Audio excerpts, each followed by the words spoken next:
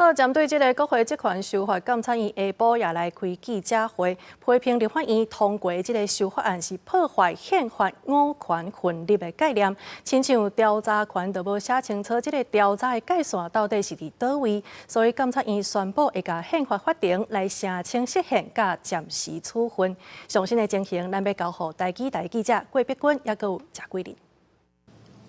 是财管局要最近来关心国会这款修法，今日下晡监察院是对外召开记者会，是以反对国会国权严守权力分立，也个有捍卫监察院的这款三大主题来对外提出说明。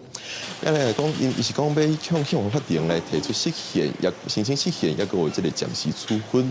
这个记者会是由监察院的秘书长李俊义来对向外对提出说明，来看因的讲法。 这是2004年的事件案。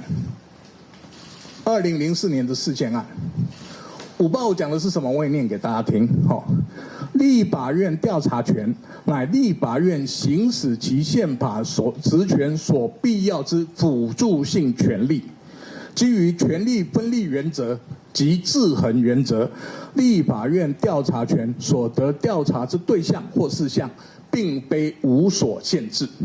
监察院表示反对国会国权，因为这会影响权力分立，讲会向大法官申请释宪，也个暂时处分。监察院强调，监察院是国家的重要监察机关，这是宪法规定的监察院的职权。这个修法会破坏监察院的权力，尤其是伫咧调查权的部分。 咱来讲到，虽然这立法委员自以前就发出三权分立的声音，但是监察院表示，伫咧修宪通过进程，也是按照目前宪法的规定行，这是遵守宪法的这个行为。以上是公司第一台的连线报道。